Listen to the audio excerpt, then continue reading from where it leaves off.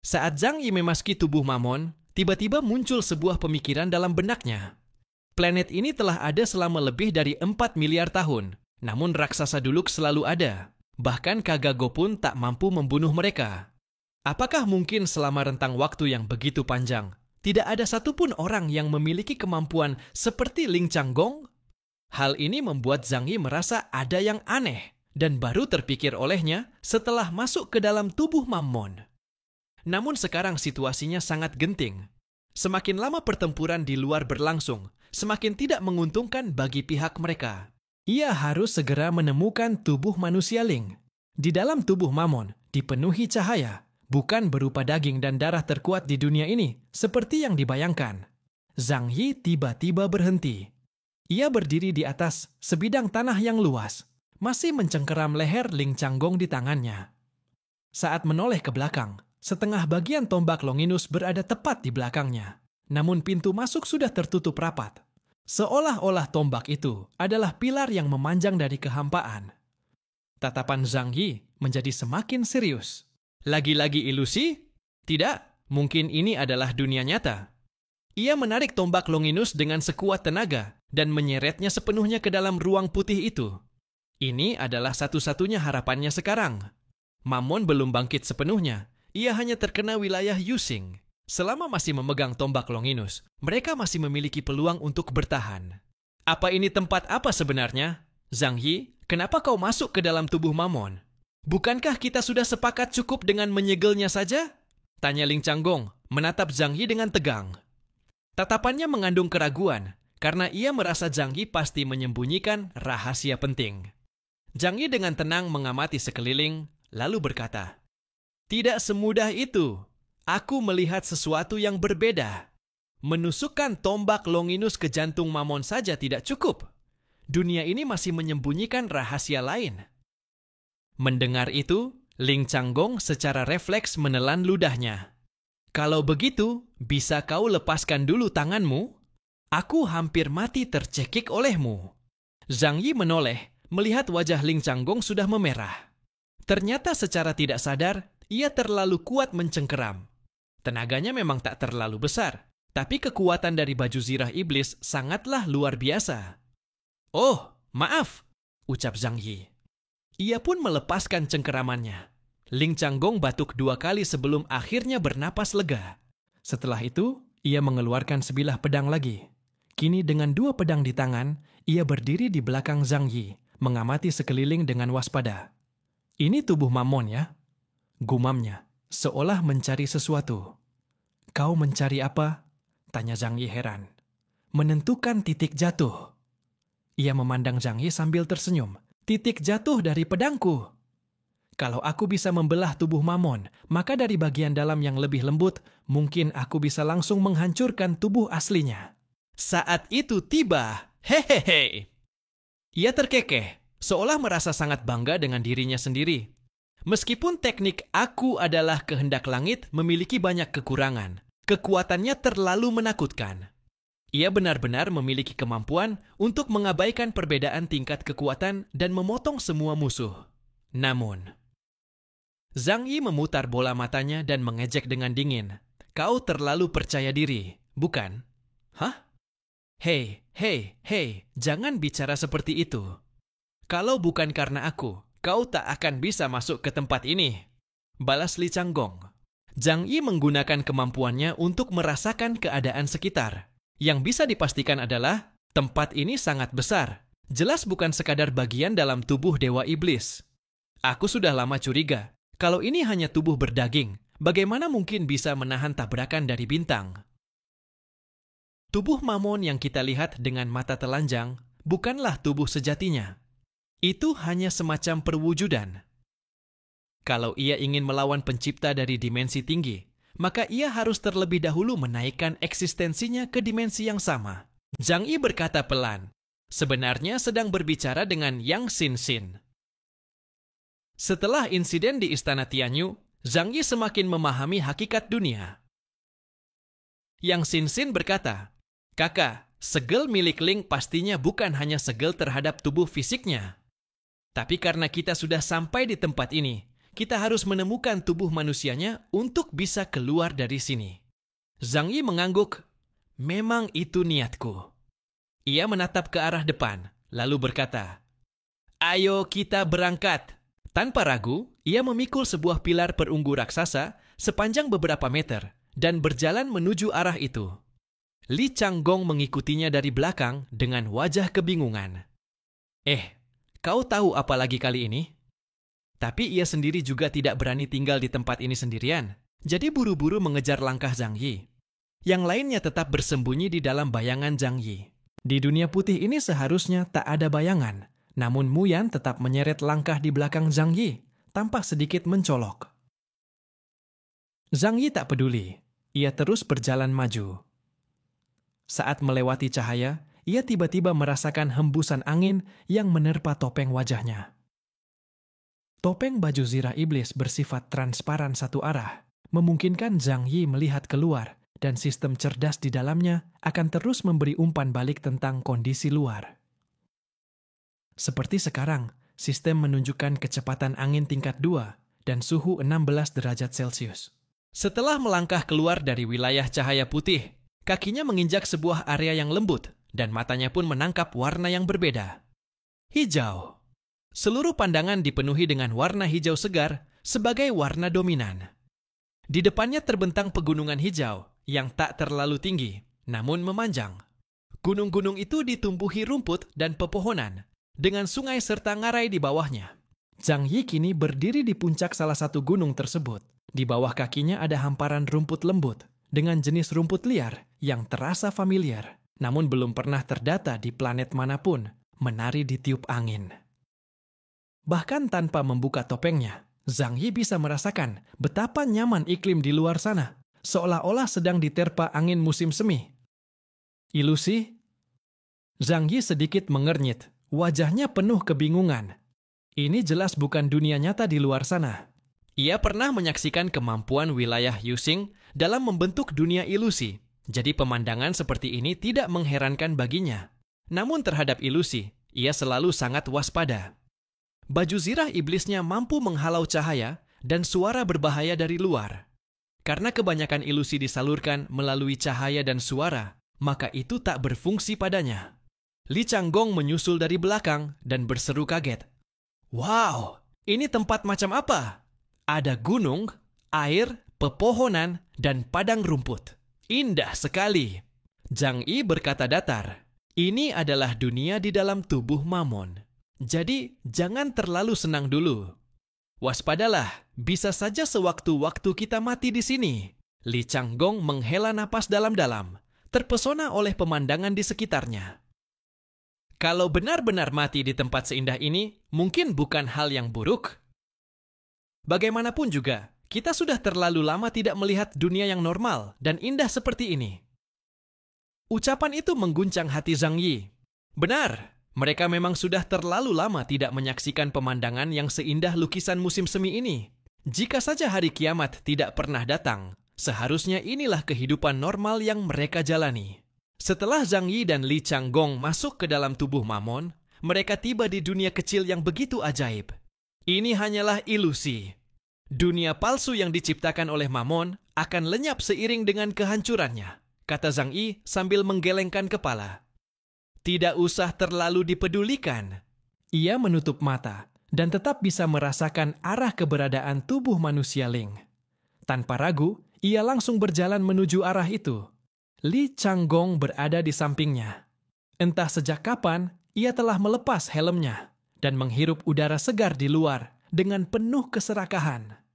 Zhang Yi, udara ini nyata, rumput ini, bunga ini, air ini, semuanya nyata.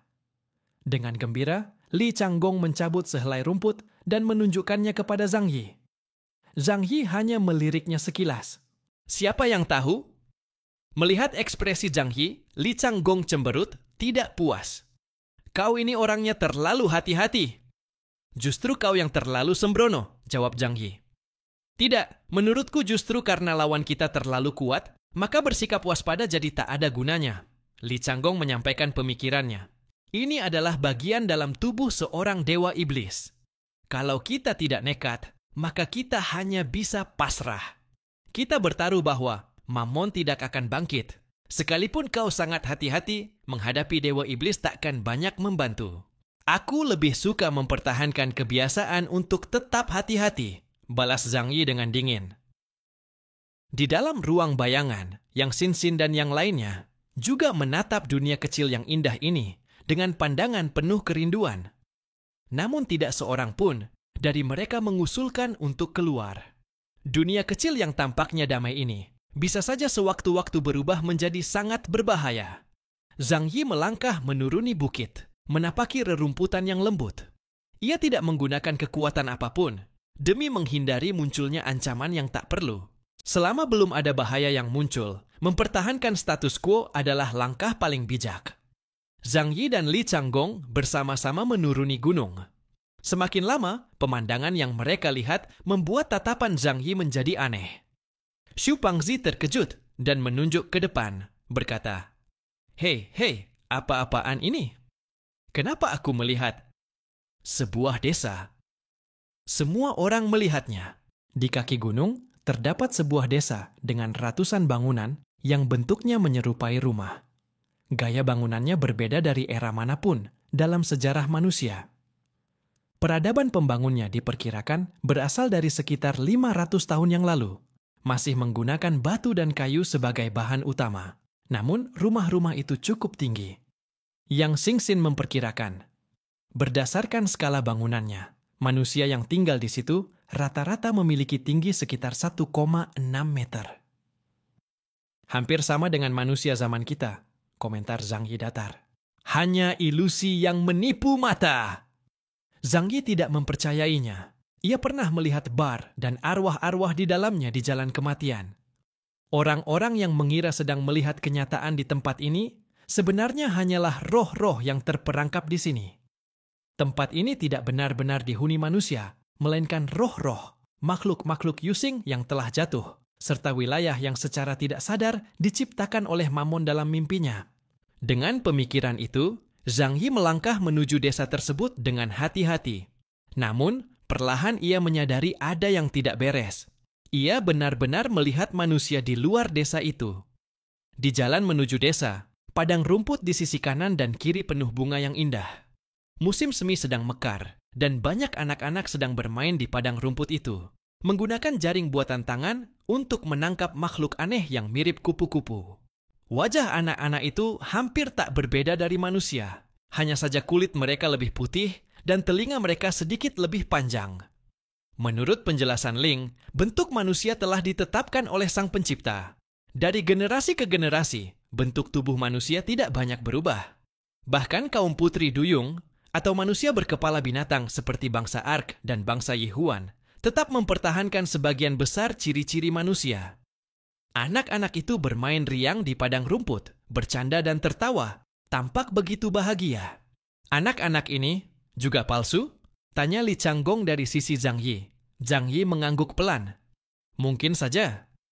Ia tidak mempedulikan mereka, namun kewaspadaannya semakin tinggi. Namun, anak-anak itu melihat mereka dan segera menatap penuh rasa ingin tahu. Melihat Zhang Yi, mereka berbisik satu sama lain. Tak lama kemudian, semakin banyak anak yang menyadari kehadiran mereka berdua. Tak heran, penampilan Zhang Yi dan Li Changgong sangat mencolok. Berbeda jauh dari penduduk sekitar. Anak-anak itu pun mendekat dari padang rumput, menatap mereka dari kejauhan. Mata mereka dipenuhi rasa ingin tahu. Apalagi melihat Zhang Yi yang memikul pilar perunggu raksasa sepanjang ratusan meter. Pemandangan yang benar-benar mengejutkan. Mereka tidak tahu bahwa tangan Zhang Yi sudah berada di gagang pedangnya. Begitu ada tanda bahaya, ia akan segera menebas segala ancaman di sekitarnya. Di dalam hatinya, Zhang Yi juga bingung. Tempat macam apa ini sebenarnya? Saat ini, ia tidak ingin peduli pada apapun. Hanya ingin segera menemukan tubuh manusia Ling. Bisik-bisik pelan mulai terdengar masuk ke telinganya. Kedua orang itu aneh sekali.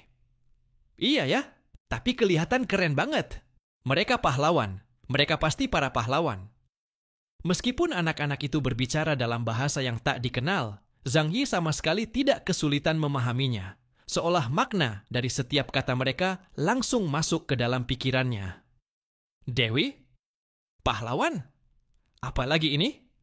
Gumam Zhang Yi, semakin waspada, meskipun tatapan anak-anak yang awalnya hanya penuh rasa ingin tahu, kini berubah menjadi penuh kekaguman. Saat itulah suara Xu Pangzi terdengar di telinga Zhang Yi. Ah, bos, aku tahu. Aku akhirnya tahu. Bangsat ini, kau tahu apa? Zhang Yi mengerutkan kening. Maksudmu? Xu Pangzi kini berada di dalam ruang bayangan, wajahnya dipenuhi semangat, seolah ingin segera melompat keluar dan memberi restu kepada dunia indah ini. Dunia lain, bos. Ini dunia lain. Bukankah ini persis seperti yang digambarkan dalam cerita-cerita dunia lain? Aku sudah menonton ribuan anime dan manga bertema dunia lain. Maksudku, ini benar-benar awal dari cerita khas dunia lain. Aku sudah merasa familiar sejak pertama datang ke sini. Nuansa Eropa abad pertengahan ini terlalu kuat. Zhang Yi yang kurang akrab dengan hal semacam ini bertanya pelan. Apa maksudmu? Jelaskan dengan rinci. Xu Pangzi menjawab dengan bangga. Yang disebut dunia lain biasanya melibatkan pedang dan sihir, putri cantik, serta penyembuh sakti. Kita sebagai orang yang menyeberang dari dunia lain dipilih oleh Dewi untuk datang ke sini dan melawan Raja Iblis yang mengerikan. Lalu kita akan menyelamatkan dunia, menikahi sang putri, dan hidup bahagia selamanya. Zhang Yi menghela napas. Klise sekali jalan ceritanya. Dengan wajah datar, ia melanjutkan langkahnya, berniat mengabaikan anak-anak itu. Namun siapa sangka, tatapan mereka terhadap Zhang Yi justru semakin bersinar terang. Lihat baju zirahnya itu, pasti senjata suci pemberian Dewi. Wah, sama persis seperti dalam legenda. Luar biasa, pahlawan telah datang. Kerajaan Helen akan terselamatkan. Sambil berteriak seperti itu, sekelompok anak-anak membuka tangan mereka lebar-lebar dan berlari ke arah Zhang Yi dengan penuh semangat. Sial! Zhang Yi menyipitkan mata tajam dan tangannya sudah bersiap menebas. Namun, ia tidak bertindak. Karena mata kirinya yang menggunakan jam detik waktu telah aktif sejak ia masuk ke tempat ini, dan sejauh ini tidak terdeteksi adanya bahaya. Dalam kondisi seperti itu, ia tidak akan bertindak gegabah yang bisa mengubah jalannya keadaan. Lebih baik mengikuti alur cerita dulu. Lihat kemana ini akan berkembang. Sekelompok anak-anak mengelilingi Zhang Yi dan Li Changgong, menatap mereka dengan mata berbinar penuh kagum. Pahlawan, kalian pahlawan bukan? Apakah kalian datang untuk melawan Raja Iblis? Pahlawan? Zhang Yi tidak tahu harus menjawab bagaimana. Ia langsung mengabaikan pertanyaan itu dan menunduk memandang seorang anak lelaki berambut pendek dengan baju berwarna biru. Meskipun latar tempat ini seperti zaman kuno, tapi melihat cara berpakaian dan keadaan anak itu, kualitas hidup mereka tidak buruk. Paling tidak kelihatan kekurangan makan atau kedinginan. Anak-anak lainnya juga tampak dalam kondisi serupa. Semuanya terlihat bahagia dan penuh semangat. Anak kecil, tempat ini namanya apa? Beberapa anak saling menatap satu sama lain. Lalu, anak laki-laki berbaju biru itu tiba-tiba tersenyum dan berkata, "Oh iya, aku pernah dengar. Katanya para pahlawan biasanya jatuh dari langit. Jadi tidak tahu dunia kami. Kalau begitu, pahlawan yang mulia, biarkan aku memperkenalkan tempat ini pada kalian." Anak-anak itu pun mulai ramai berceloteh, menceritakan kepada Zhang Yi seperti apa tempat ini. Benar seperti yang dikatakan Xu Pangzi, tempat ini adalah dunia pedang dan sihir. Ada para pendekar kuat yang menggunakan kekuatan tempur, dan juga para penyihir yang mengayunkan tongkat sihir untuk melontarkan kekuatan magis yang luar biasa. Bukan hanya manusia yang memiliki profesi kuat seperti itu. Di seluruh penjuru dunia ini tersebar makhluk-makhluk sihir yang punya kekuatan dahsyat. Manusia dan makhluk sihir telah hidup berdampingan selama ribuan tahun, dan peperangan di antara mereka tak pernah berhenti. Satu-satunya cara untuk membawa kedamaian bagi dunia manusia adalah dengan mengalahkan Raja Iblis. Dalam legenda mereka, telah muncul banyak pahlawan sepanjang sejarah. Mereka selalu muncul ketika umat manusia berada dalam kondisi paling kritis, membantu mereka mengalahkan Raja Iblis. Namun, setiap kali seorang Raja Iblis dikalahkan, kedamaian yang diraih hanya bersifat sementara. Karena dari sekian banyak makhluk sihir, pasti akan ada yang lahir kembali sebagai raja baru. Begitu mereka memiliki kekuatan yang cukup, perang terhadap umat manusia akan dimulai lagi. Siklus seperti itu telah terjadi selama entah berapa ribu tahun. Dan saat Zhang Yi datang ke sini, kebetulan sekali, tepat saat raja baru dari dunia iblis, Sengel, tengah melancarkan serangan besar-besaran ke kerajaan Helen. Kebetulan sekali, ujar Zhang Yi dengan senyum tipis di ujung bibirnya. Ini benar-benar seperti cerita yang sengaja dirancang khusus untuknya. Zhang Yi pun tidak membongkar semua ini. Ia hanya menggunakan kepekaannya dan melihat ke kejauhan. Di sanalah lokasi keberadaan tubuh manusia. Ling terasa paling jelas. Anak laki-laki berbaju biru itu terus berjalan sambil melompat-lompat di samping Zhang Yi. Wajahnya penuh semangat. Pahlawan yang mulia, mari kita segera menghadap Baginda Raja. Sekarang kerajaan Helen sangat membutuhkan bimbingan pahlawan untuk memimpin pasukan melawan Raja Iblis. Pengumuman kerajaan telah dipasang selama 3 tahun lamanya. Akhirnya, hari ini kami menemukan Anda. Zhang Yi bertanya kepada anak itu. Kerajaan itu ada di mana? Anak itu berpikir sejenak, lalu menunjuk ke arah kiri depan, sebuah arah yang jauh. Kalau melewati pegunungan itu, naik kereta kuda selama 2 bulan akan sampai. Zhang Yi memejamkan mata dan merasakan arah tersebut. Benar saja, tubuh manusia Ling memang berada di arah itu. Ia pun berpikir dalam hati. Bagian dalam tubuh Mamon adalah dunia besar yang nyata, dan tubuh manusia Ling sebagai penyegel disimpan di dalamnya. Apakah ini bentuk pemandu bagiku? Ingin membuatku membuka segelnya? Tidak mungkin. Segelnya tidak akan bertahan lama lagi. Paling lama hanya beberapa puluh tahun. Ia akan sepenuhnya bangkit. Dan itu cuma sebentar bagi makhluk selevel dia. Tidak butuh cara seperti ini. Jadi, sebenarnya karena apa semua ini terjadi? Zhang Yi belum mengetahui jawabannya. Ia sangat kurang informasi tentang makhluk-makhluk tingkat tinggi seperti itu. Namun karena sudah terlanjur datang, kalau tidak menelusuri tempat ini, bukankah hanya buang-buang waktu? Ia menunduk melihat tombak Longinus raksasa yang dipanggul di pundaknya, lalu merasakan sedikit kepercayaan diri. Baiklah, mari kita berangkat. Ia berkata pada Li Changgong. Li Changgong menatapnya sambil mencibir. Sekarang kamu nggak takut bahaya, ya? Zhang Yi menjawab dengan dingin. Bukankah kau sendiri yang bilang? Dalam kondisi sekarang, ketakutan juga tak berguna. Lebih baik mengikuti aturan main di dunia ini. Lihat sebenarnya ini semua apa? Bagaimanapun juga, selama ia mendapatkan tubuh manusia Ling, semua masalah akan teratasi. Itu adalah sisa tubuh dari salah satu dari 4 kesatria pedang milik suku Yihen, tingkatan tertinggi dalam kekuatan tempur. Di zaman purba, ke-4 kesatria itu masing-masing memiliki kekuatan untuk menekan para Titan Drak secara individu. Selama ia berhasil mendapatkan tubuh manusia Ling, maka keselamatannya bisa terjamin.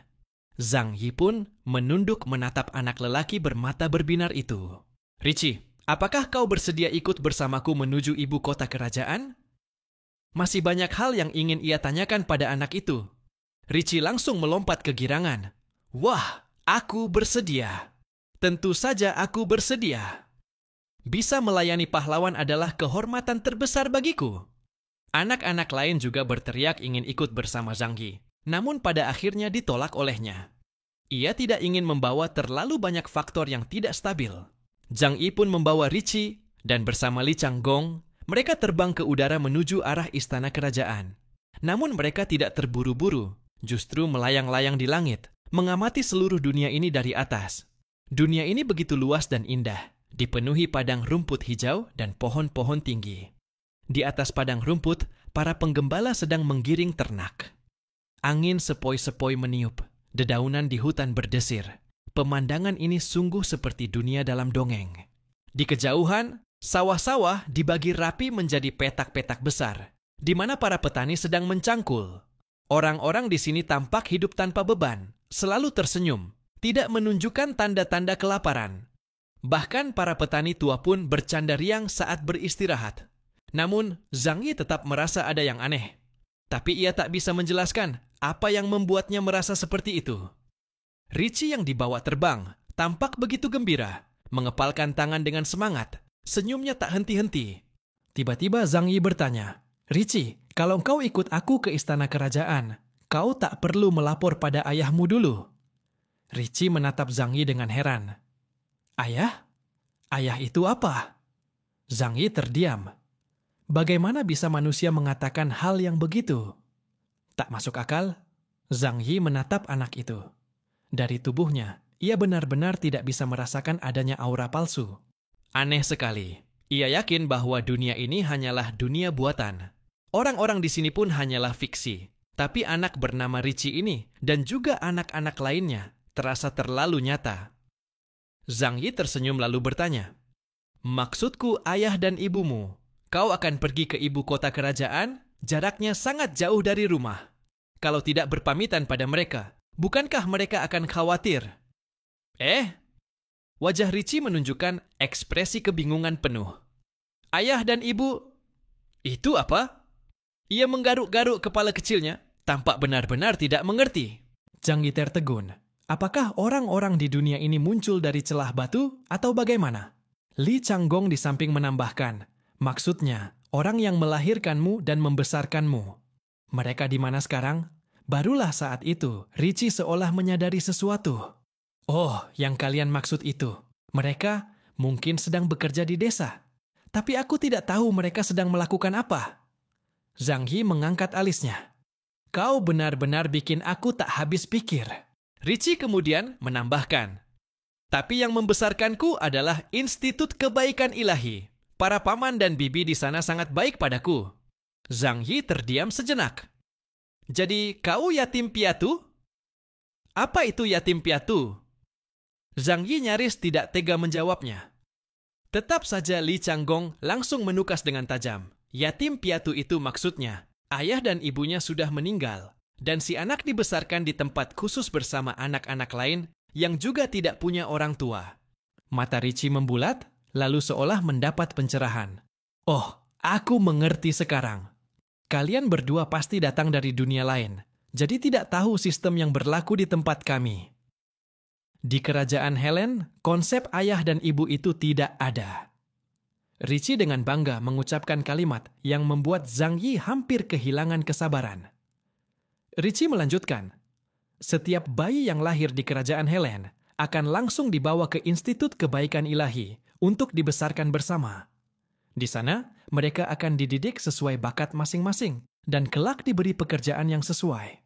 Laki-laki dan perempuan hidup bersama, lalu jika mereka cocok, akan diminta untuk memiliki keturunan. Tapi kerajaan tidak akan memaksakan pasangan. Hanya saja, saat sudah mencapai usia tertentu, mereka wajib punya anak demi keberlangsungan bangsa. Namun, mereka bukanlah ayah atau ibu. Mereka hanya penyedia benih. Sedangkan negara yang bertanggung jawab atas pertumbuhan generasi berikutnya." Zhang Yi baru menyadari bahwa sistem masyarakat kerajaan Helen sangat berbeda dari dunia luar. Dengan rasa penasaran, ia bertanya, "Tapi bukankah orang ingin membesarkan anaknya sendiri?" "Kebanyakan orang tidak ingin melakukannya, karena sistem kami sudah terbiasa seperti ini. Jika ada yang memang ingin merawat anak-anak, mereka bisa bekerja di Institut Kebaikan Ilahi. Tapi mereka tidak diizinkan tahu siapa anak kandung mereka. Itulah sebabnya semua anak diperlakukan sama, tanpa diskriminasi." Zhang Yi semakin penasaran. Sistem masyarakat seperti ini terdengar cukup menarik. Kalau begitu, bagaimana dengan warisan atau harta benda? Setelah bekerja keras seumur hidup mengumpulkan kekayaan, kalau tidak diwariskan ke anak, bukankah akan diambil alih negara? Ya, benar sekali. Richie mengangguk seolah itu hal paling wajar di dunia. Selama masih hidup, seseorang boleh menikmati seluruh hasil jerih payahnya. Tapi setelah meninggal, semua sumber daya akan dikumpulkan kembali oleh negara dan dibagikan ulang kepada orang lain. Bukankah itu hal yang seharusnya? Kalau orang kaya terus mewariskan kekayaan mereka ke anak-anaknya, maka orang-orang biasa tak akan punya kesempatan untuk naik kelas. Di negeri kami, hal seperti itu tidak diizinkan. Zhang Yi terdiam cukup lama. Ia mulai meragukan apakah dunia ini benar-benar ilusi semata. Atau jangan-jangan ini adalah negara ideal? Aku tetap merasa aneh. Manusia itu sifat dasarnya egois. Bukankah kau bilang di sini ada raja? Raja itu pasti diwariskan dari generasi ke generasi, kan? Jelas tidak. Richie menatap Zhang Yi dengan aneh, seolah Zhang Yi baru saja berkata sesuatu yang sesat.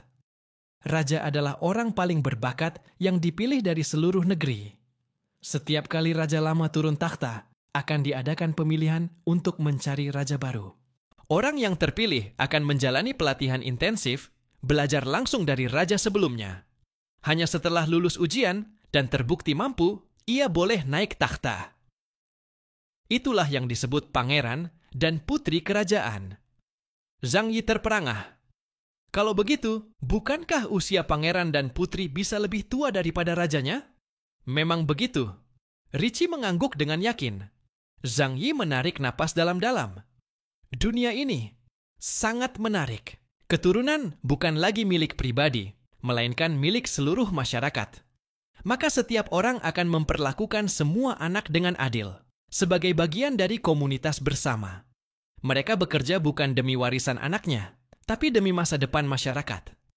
Tanpa beban urusan warisan, orang-orang justru bisa bekerja dengan lebih bebas dan jujur. Sistem seperti ini sungguh menarik. Zhang Yi makin penasaran. Mengapa Mammon menciptakan dunia seperti ini? Dengan pertanyaan itu di benaknya, Zhang Yi terus menuju ibu kota. Perjalanan masih sangat jauh, tapi akhirnya Zhang Yi menggunakan kekuatan, dan tidak lama kemudian mereka tiba. Di hadapan mereka terbentang sebuah kota besar yang menjulang di atas dataran. Arsitekturnya mirip gaya Eropa abad pertengahan, dengan bangunan berbahan batu besar. Kota itu ramai luar biasa. Dari kejauhan saja sudah tampak jalanan penuh pedagang dan pembeli. Bukankah tadi kau bilang pasukan Raja Iblis akan menyerang? Tapi mengapa suasananya tidak tegang sama sekali? Tanya Zhang Yi heran. Richie mengangkat bahu. Ini wilayah pusat kerajaan. Pasukan Raja Iblis masih sangat jauh. Mereka masih di pegunungan binatang ajaib dan rawa hitam yang dihuni naga air. Jadi, untuk saat ini, kota ini tetap aman. Baiklah. Zhang Yi sebenarnya tidak peduli soal itu. Ia hanya peduli dengan satu hal, di mana tubuh manusia Ling berada. Semakin dekat ia dengan kota ini, perasaannya juga semakin kuat. Benar, memang disinilah tempatnya. Apakah Mammon sengaja membimbingku ke sini? Pertanyaan itu terngiang di benaknya.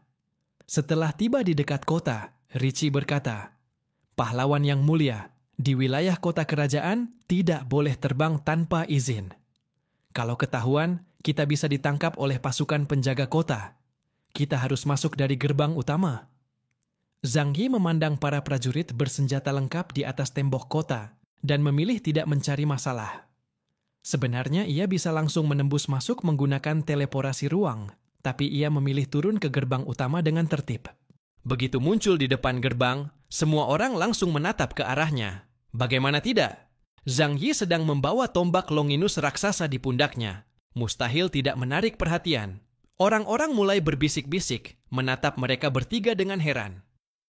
Beberapa penjaga kota bersenjata lengkap langsung berjalan mendekat dengan ekspresi serius. "Kalian siapa? Mengenakan pakaian aneh seperti ini, apakah kalian pedagang dari negeri asing yang datang berdagang ke sini?" Para prajurit penjaga kota itu ternyata cukup sopan, tidak bersikap arogan seperti yang dibayangkan. Richie maju ke depan dan berseru lantang. Kedua orang ini adalah pahlawan. Mereka diutus oleh Dewi untuk mengalahkan Raja Iblis. Aku melihatnya sendiri. Mereka turun dari langit. Begitu mendengar ucapan ini, sorot mata orang-orang di sekitar langsung berubah. Tatapan mereka kepada Zhang Yi dan Li Changgong kini penuh semangat dan kekaguman. Pahlawan? Ada pahlawan yang turun lagi? Aku sudah tahu, setiap kali ada bahaya, pasti akan muncul pahlawan untuk menyelamatkan dunia. Zhang Yi jadi tidak perlu repot bicara, Richie sudah menyelesaikan semuanya untuknya. Lagi pula, mengakui status sebagai pahlawan ini cukup menguntungkan. Ia bisa masuk kota dengan mudah, sekaligus menanyakan informasi tentang tubuh manusia Ling. Prajurit penjaga kota yang mendengar itu langsung bersikap hormat. "Mohon tunggu sebentar." Ia segera berlari ke dalam. Tak lama kemudian, ia kembali dengan membawa seorang pria berpakaian seperti jenderal, pemimpin para penjaga kota. Anda adalah pahlawan? Bolehkah saya tahu Anda berasal dari mana? Tanya sang jenderal dengan penuh kehati-hatian. Dari dunia lain, jawab Zhang Yi tenang. Seruan takjub pun langsung terdengar dari kerumunan. Mata sang jenderal langsung berbinar, dan ia berkata, "Kalau begitu, mohon Anda sendiri yang mencabut lembar misi penaklukan Raja Iblis, lalu ikut saya menghadap Yang Mulia Raja." Ia mengulurkan tangan, menunjukkan arah ke samping gerbang kota, tempat berdirinya sebuah papan batu yang dipenuhi pengumuman. Dan di bagian tengah yang paling besar, tertempel lembar misi penaklukan Raja Iblis. Sudah 3 tahun, akhirnya ada yang mencabut misinya. Kerajaan Helen akhirnya bisa melihat harapan damai. Seru seseorang dari kerumunan dengan penuh kegembiraan. Zhang Yi berpikir sejenak, lalu benar-benar melangkah maju dan mencabut lembaran itu. Ia memutuskan untuk mengikuti alur cerita dunia ini, sambil mencari peluang untuk memperoleh tubuh manusia Ling. Sampai saat ini, selama mengikuti skenario, tidak ada satupun bahaya yang ia temui. Begitu Zhang Yi mencabut lembar itu, sorakan gembira langsung menggema dari orang-orang di sekitarnya. Jenderal penjaga kota segera berteriak dengan suara lantang, "Laporkan segera kepada Yang Mulia Raja. Telah muncul seorang pahlawan yang menerima misi penaklukan Raja Iblis." "Siap!" Langsung saja beberapa prajurit menunggang kuda dengan cepat untuk menyampaikan kabar ini. Zhang Yi, Li Changgong, dan Ricci pun diantar masuk ke kota. Seseorang bahkan membawa kereta kuda mewah untuk mereka. Ricci tampak sangat bersemangat. Ia belum pernah naik kereta sebagus ini dan langsung melompat masuk dengan gembira. Zhang Yi dan Li Changgong juga ikut naik. Hanya saja, tombak raksasa Longinus yang dibawa Zhang Yi terlalu mencolok, sehingga ia memutuskan untuk menyimpannya sementara. Jalanan di dalam kota tidak cukup luas untuk membawa senjata sebesar itu. Namun ia tetap menjaga jarum detik. Waktu tetap aktif, guna mencegah serangan mendadak. Jenderal penjaga kota, yang bernama Kuzan, mengendarai kuda di depan, memimpin iring-iringan pasukan yang mengawal mereka menuju pusat kota. Kuzan memandang Zhang Yi dengan penuh hormat dan semangat, lalu berkata, "Sudah 3 tahun pasukan Raja Iblis menyerbu, konflik tak henti terjadi di pegunungan binatang ajaib. Banyak prajurit gugur, rakyat pun tercerai-berai. Kami semua sudah lama menunggu kedatangan Anda." Zhang Yi bersandar di jendela kereta, memandangnya dengan ekspresi sedikit mengejek. "Lalu bagaimana kalau pahlawan tidak muncul? Masa setiap kali Raja Iblis datang, kalian hanya bisa berharap munculnya pahlawan?" Kuzan menggelengkan kepalanya sambil tersenyum. "Tidak mungkin. Pahlawan pasti akan muncul. Sejarah sudah membuktikan ini adalah hukum besi. Setiap kali kerajaan dalam bahaya, selalu akan ada pahlawan yang muncul." Kemudian, ia tertawa kecil dan berkata, "Mungkin saja mereka berasal dari dunia luar, tapi kalau tidak, maka kerajaan Helen juga akan melahirkan pahlawannya sendiri. Negeri kami tidak akan menyia-nyiakan satupun bakat. Siapapun yang punya kemampuan akan diangkat. Pahlawan dari rakyat pun tetaplah pahlawan." Zhang Yi menaikkan alis lalu terdiam sambil merenung. Sebenarnya dunia macam apa ini? Kota kerajaan tampak sangat makmur. Orang-orang yang penasaran berdatangan untuk melihat seperti apa rupa pahlawan dari dunia lain. Namun Zhang Yi tak pernah melepas helmnya. Sosoknya yang mengenakan zirah hitam merah tampak seperti anjing neraka yang buas dan menakutkan. Sebaliknya, Li Changgong tampak santai, bersandar di dalam kereta, menikmati pandangan penuh kekaguman dari gadis-gadis muda. Seperti biasa, gadis-gadis muda selalu mengagumi para pahlawan. Banyak di antara mereka yang wajahnya memerah saat memandangi kereta yang membawa kedua pria ini. Kereta terus melaju. Zhang Yi bisa merasakan dengan sangat jelas bahwa tubuh manusia Ling semakin dekat. Akhirnya, ketika mereka tiba di depan sebuah bangunan megah, mata Zhang Yi terbuka lebar karena terkejut. Ia melihat sebuah patung putih raksasa berdiri di tengah alun-alun di depan gedung itu. Setengah bagian tubuhnya menancap ke dalam tanah. Wujud itu? Tidak salah lagi, itu adalah Ling.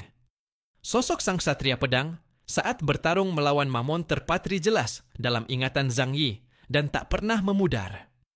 ia akhirnya menemukan tubuh manusia Ling. Zhang Yi hampir tak bisa menahan kegembiraannya. Jari-jarinya mulai bergerak, tapi ia belum langsung maju.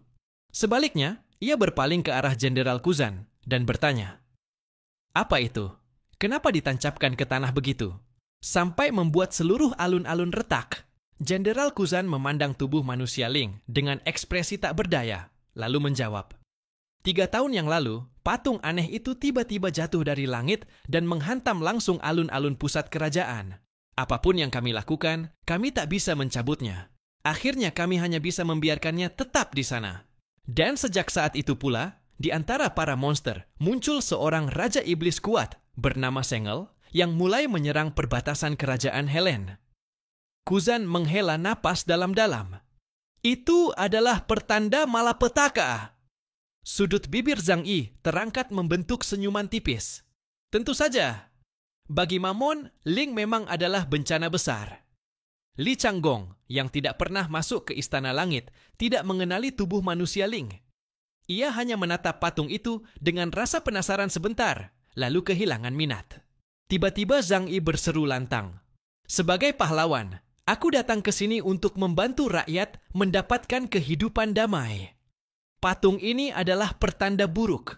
Aku tidak bisa membiarkannya tetap di sini. Sekarang, biarkan aku yang menyingkirkan bencana ini. Begitu berkata demikian, ia langsung melompat turun dari kereta dan berjalan mendekati tubuh manusia Ling. Api kegembiraan menyala di dalam matanya. Begitu ia mendapatkan tubuh itu, ia akan langsung meninggalkan tempat ini.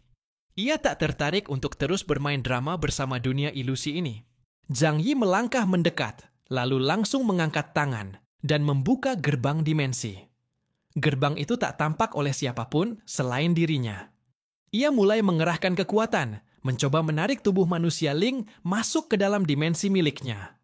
Alun-alun mulai bergetar hebat.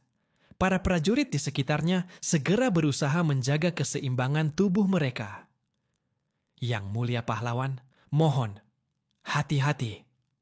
Kuzan mengingatkan. Ia mengira Zhang Yi hanya bermaksud baik, ingin membantu mereka menyingkirkan benda yang dianggap membawa malapetaka itu. Alun-alun bergetar hebat, namun Zhang Yi merasakan beban yang sangat besar. Tubuh manusia Ling sama sekali tidak bergeming. Justru batu-batu besar dari permukaan tanah beterbangan tersedot masuk ke dimensi alternatif miliknya. Sepertinya ada kekuatan yang menahanku. Zhang Yi tidak percaya begitu saja. Ia mulai menambah kekuatan. Seluruh alun-alun nyaris terbalik. Tanah retak di mana-mana, dan batu-batu besar bersama tanah longsor terus terserap masuk ke dalam dimensi alternatif Zhang Yi. Namun pada akhirnya, hampir seluruh alun-alun lenyap masuk ke ruangannya. Tetapi tubuh manusia Ling tetap tertancap dalam tanah, tanpa bergeming sedikit pun, sekeras apapun ia mencoba menariknya. Aku benar-benar tidak percaya. Benda yang sudah hampir berada di tangan tentu tidak akan ia lepaskan begitu saja. Zhang Yi langsung maju, meraih tubuh manusia Ling dengan kedua tangan, lalu berusaha menariknya dengan sekuat tenaga. Getaran hebat mengguncang daratan. Kekuatan zirah Dewa Iblisnya tak perlu diragukan, cukup untuk menghancurkan satu kota sendirian. Getaran tersebut menyebabkan gempa besar di sekitar alun-alun.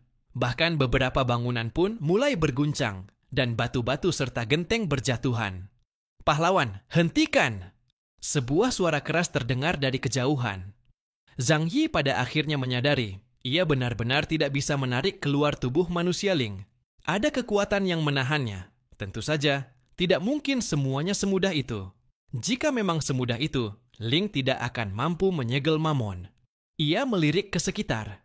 Banyak orang sudah berkumpul. Mereka menyaksikan kekacauan besar yang dibuat Zhang Yi dengan tatapan penuh takjub. Namun, beberapa warga yang rumahnya rusak memegangi kepala dengan panik. Aku baru saja beli rumah itu. Cicilannya masih 30 tahun lagi. Tapi untuk saat ini, tak ada yang peduli pada rumah rusak atau cicilan. Semua mata tertuju pada sosok pahlawan legendaris yang baru tiba. Sementara itu, utusan kerajaan telah lebih dulu menyampaikan berita ini kepada raja. Kini, raja telah tiba di alun-alun. Ternyata suara yang menghentikan Zhang Yi tadi berasal dari raja sendiri. Sosoknya adalah pria parubaya berpakaian elegan, berkacamata satu lensa, dan rambutnya mulai menipis di beberapa bagian.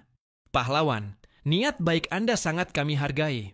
Tapi patung yang dianggap simbol kejahatan itu sudah tertancap di sana selama 3 tahun. Kami telah mencoba semua cara, tetapi tidak ada yang berhasil mengangkatnya. Kuzan segera memperkenalkan. Ini adalah raja kami, yang mulia Raja Loke. Dan wanita di belakangnya adalah putri kami yang cantik, yang mulia Putri Mel. Zhang Yi menoleh ke arah belakang Raja Loke. Benar saja, ada seorang wanita muda mengenakan gaun panjang istana yang anggun. Usianya tidak terlalu muda, mungkin sekitar 30 tahun, mengingat ia adalah calon penerus tahta kerajaan. Ia terlihat dewasa, anggun, dan sangat cantik. Saat menyadari bahwa Zhang Yi melihatnya, Putri Mel anggun mengangkat sedikit roknya dan membungkuk memberi salam. Salam hormat untuk Anda, pahlawan terhormat. Selamat datang di kerajaan Helen. Kekuatan Anda telah kami saksikan. Tidak diragukan lagi, Anda adalah pria terpilih oleh langit. Kekuasaan Anda sungguh menakjubkan.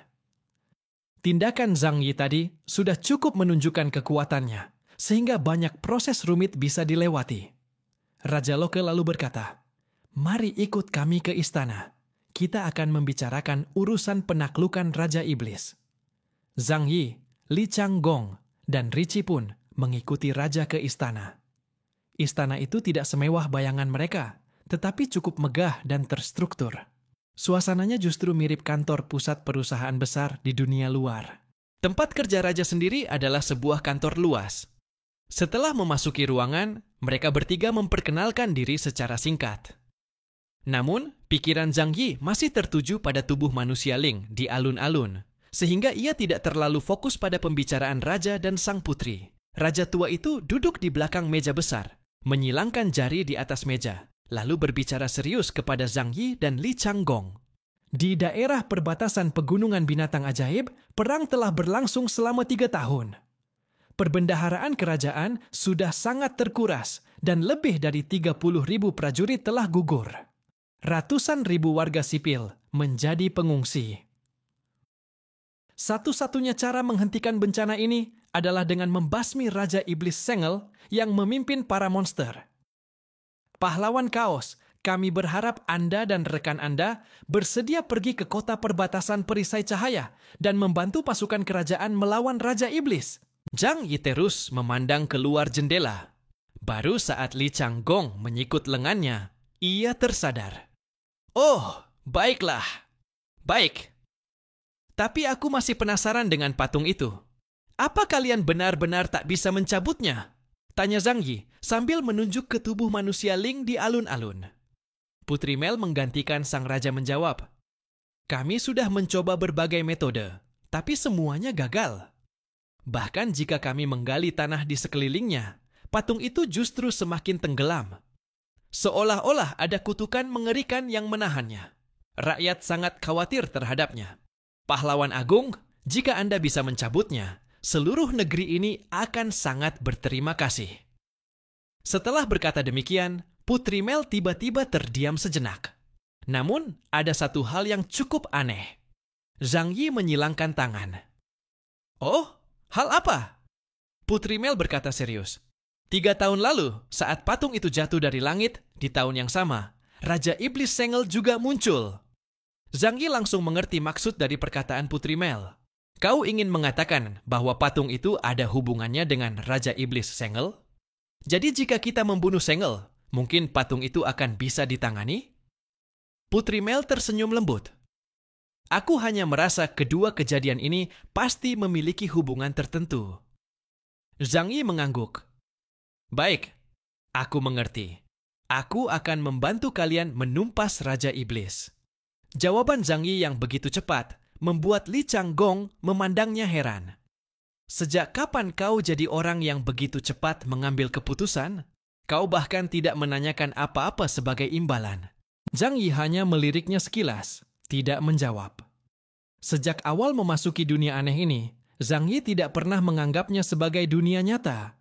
Ia menganggap ini hanyalah mimpi atau permainan. Ia tidak tahu kenapa dunia seperti ini ada. Tapi ia merasa mungkin ini hanyalah mimpi buatan Mamon yang lain. Bagi Zhang Yi, semua orang di kerajaan ini hanyalah NPC. Tidak pantas menghabiskan tenaga untuk berdiplomasi. Kini, semua petunjuk mengarah pada satu titik. Kemunculan Raja Iblis Sengel yang tiba-tiba. Ia hanya perlu membunuh Raja Iblis itu, lalu melihat kemana arah cerita akan bergerak. Jawaban Zhang Yi yang cepat dan tegas membuat Raja Locke dan Putri Mel sama-sama terkejut. Benar-benar sangat tegas. Raja Locke berdiri dari kursinya dengan kedua tangan menekan meja, menatap Zhang Yi dengan mata berair. Tak disangka, sang pahlawan memiliki semangat pengorbanan sebesar ini. Ia semula mengira harus menawarkan imbalan besar untuk meyakinkannya. Sambil menyeka air matanya, sang raja berkata terharu, "Jika ada sesuatu yang Anda butuhkan, silakan katakan. Meskipun kondisi ekonomi Helen sangat terpukul akibat perang 3 tahun ini, kami akan berusaha memenuhi permintaan Anda." Zhang Yi mengelus dagunya. Baginya, jika ada keuntungan yang bisa diambil tanpa rugi, kenapa tidak? Terlebih, ia juga cukup penasaran dengan harta dan peralatan dari kerajaan ini. Kalau begitu, aku tidak akan sungkan. Begini saja, bawa aku ke gudang harta kerajaan, biar aku pilih sendiri. Zhang Yi jelas bersikap seperti pemain yang ingin menyelesaikan permainan dengan cepat. Hal ini membuat sang raja dan putri kerajaan sampai tertegun sejenak. Meski begitu, keduanya tetap bersikap sopan, lalu membawa Zhang Yi dan Li Changgong ke gudang harta kerajaan. Sementara itu, Ricci dibawa oleh para pelayan untuk dijamu dengan makanan dan minuman terbaik. Dalam perjalanan, Li Changgong diam-diam mengirim pesan pada Zhang Yi lewat perangkat pintarnya. Apa rencanamu sebenarnya?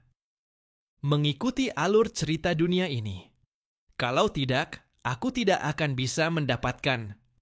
Zhang Yi tiba-tiba menghentikan pesannya. Li Changgong menatapnya dengan tatapan menyelidik dan penuh kecerdikan. Kau tertarik dengan patung putih itu? Bagiku, itu bukan sekadar patung. Lebih mirip seperti unit mecha tingkat tinggi. Jangan remehkan penglihatanku. Aku ini pernah jadi komandan kawasan besar. Zhang, sebenarnya kau menyembunyikan berapa banyak hal dariku? Zhang Yi melemparkan tatapan dingin dan menjawab datar. Itu rahasia. Jangan cari tahu. Nada bicaranya penuh peringatan. Meski mereka sudah saling kenal lama, hubungan mereka tidak bisa dibilang dekat. Alasan Zhang Yi membawa Li Changgong hanya karena kemampuannya berguna dan mungkin saja akan dipakai di suatu waktu. Kalau sampai Li Changgong mengganggu rencananya hari ini, Zhang Yi bahkan tidak akan segan menyingkirkannya di tempat ini. Masalah tentang Ling adalah rahasia mutlak. Li Changgong segera merasakan tekanan dari nada Zhang Yi, lalu buru-buru mengangkat tangan menyerah. Baik, aku mengerti. Aku tidak akan bertanya lagi. Rombongan mereka akhirnya tiba di ruang penyimpanan kerajaan. Saat pintu besar gudang harta dibuka, mata mereka langsung disambut cahaya emas yang menyilaukan. Di dalamnya berjejer berbagai peti penuh emas dan permata yang berkilauan. Gudang harta itu tingginya belasan meter, dan harta karun di dalamnya seperti gunung emas sungguhan. Bahkan Zhang Yi, yang sudah melihat banyak hal luar biasa, tetap tak kuasa untuk menampar pipinya sendiri. Ini pasti ilusi. Tidak mungkin ada emas dan permata sebanyak ini. Raja dengan murah hati berkata, "Selama Anda bisa membantu kami membebaskan kerajaan Helen dari ancaman Raja Iblis, semua harta ini boleh Anda ambil sesuka hati." Zhang Yi tidak menyangka si tua itu bisa begitu murah hati. Serius? Ini seluruh kekayaan kerajaan kalian, dan kau menyerahkannya padaku begitu saja? Raja Locke membelai jenggotnya dan tersenyum. Dibandingkan dengan kerugian akibat perang, ini semua tak ada artinya. Asalkan kerajaan Helen bisa kembali damai, rakyat kami akan menciptakan kekayaan yang jauh lebih besar. Zhang Yi pun menyadari satu hal. Bagi Raja Locke, harta ini memang tak terlalu penting. Ia hanyalah pengelola sementara dari kekayaan kerajaan. Tak ada pewaris sah yang akan menerima semua ini, jadi sikapnya terhadap harta memang sangat santai. Sayangnya, emas dan permata tidak terlalu bernilai bagi Zhang Yi. Dengan kemampuan Lu keren, ia bisa mendapatkan harta semacam ini dalam jumlah tak terbatas. Aku ingin melihat persenjataan kalian. Dunia ini memakai sistem pedang dan sihir, pasti punya senjata legendaris yang hebat, kan? Zhang Yi yang kini telah lengkap dengan perlengkapan level dewa, langsung berkata tanpa basa-basi. Tentu saja, Raja Loke menjawab dengan bangga. Industri persenjataan kerajaan Helen adalah yang terbaik di antara semua negeri. Di gudang senjata ini, tersimpan karya para empu legendaris dari generasi ke generasi. Semua senjata di sini adalah kelas atas. Tak lama kemudian, mereka sampai di gudang senjata kerajaan. Saat pintunya dibuka, Zhang Yi langsung melihat berbagai macam senjata yang tersusun rapi dalam lemari senjata. Mayoritas terdiri dari pedang, perisai, baju zirah, juga tombak panjang dan kapak raksasa. Bahkan ada tongkat sihir yang dihiasi batu permata berwarna-warni. Zhang Yi berjalan melintasi deretan senjata sambil mengaktifkan sistem cerdasnya untuk memindai. Senjata kelas rendah. Menggunakan kristal energi sederhana sebagai sumber daya. Dibuat dari logam berkualitas buruk. Daya rusaknya setara senapan pemburu kaliber besar 100 tahun lalu. Raja Lok mengambil tongkat sihir yang dinilai sebagai senjata kelas rendah itu. Lalu dengan penuh hormat membelainya sebelum berkata, "Ini adalah tongkat milik Grand Magus 300 tahun lalu. Hanya penyihir kuat yang bisa mengendalikannya. Penyihir biasa tidak akan mampu mengeluarkan kekuatannya." Zhang Yi mengangkat alis. Intinya sama seperti meriam energi. Harus diisi tenaga sebelum digunakan untuk menyerang. Astaga, barang rongsokan begini. Zhang Yi melambaikan tangannya dengan malas. "Lihat aku. Jelas aku seorang pejuang, bukan penyihir. Ada pedang atau senjata bagus? Coba kasih lihat." Tatapan Raja Loke langsung tajam. "Luar biasa. Anda memang memiliki mata yang tajam." Ia langsung memerintahkan, "Panggil orang, bawa kemari pedang besar milik Swords and Frank 200 tahun lalu." Beberapa saat kemudian, 5 prajurit kekar datang sambil menggotong sebilah pedang raksasa dengan susah payah. Mereka meletakkannya di depan Zhang Yi dengan suara dentuman berat. Sistem cerdas pun langsung memberikan analisis. Senjata kelas kasar.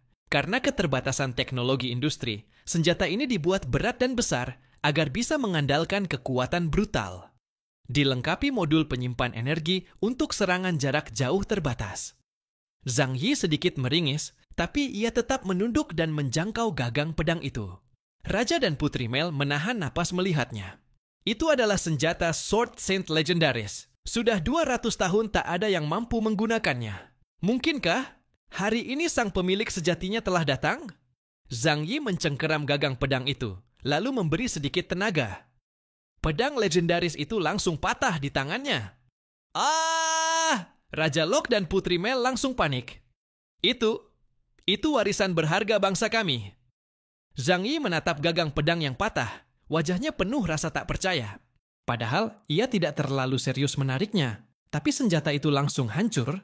Terus terang saja, bahkan dibanding senjata biasa dari logam adamantium, benda ini tidak ada apa-apanya. Sepertinya aku terlalu tinggi menilai kualitas pandai besi dunia ini. Zhang Yi mengangkat alis, sepenuhnya kehilangan minat pada senjata legendaris dunia ini. "Sudahlah, simpan saja barang-barang ini. Beri aku peta. Aku akan berangkat membantai Raja Iblis kalian." Zhang Yi melambaikan tangan pada Raja dan sang putri yang masih terpukul, lalu berjalan keluar dengan langkah mantap. Ia sendiri pun heran, kenapa sempat berharap tempat seperti ini punya harta karun istimewa. Zhang Yi mengumpat Mammon dalam hati. "Kau itu generasi ketiga Dewa Iblis, tapi dunia yang kau ciptakan bahkan tak bisa memberi satu senjata ilahi pun. Sungguh pelit setengah mati." Raja Loke dan Putri Mel hanya bisa memandangi kepergian Zhang Yi dengan tatapan kosong. Rasa sesal dan sakit hati mereka karena kehilangan pusaka nasional perlahan memudar, berganti menjadi keterkejutan dan rasa kagum. Meskipun mereka memang kehilangan sebuah harta kerajaan yang amat berharga, namun kekuatan Zhang Yi yang luar biasa membuat mereka kembali melihat secercah harapan untuk mengalahkan sang Raja Iblis. Sepertinya kali ini, sang pahlawan yang datang sedikit berbeda dari yang sebelumnya, ucap Raja Loke dengan suara dalam. Putri Mel mengangguk pelan. Para pahlawan sebelumnya memang tampak serupa secara penampilan, tapi gaya bicara mereka sangat berbeda. Mereka suka mengucapkan hal-hal aneh, seperti keberanian, ikatan, dan persahabatan.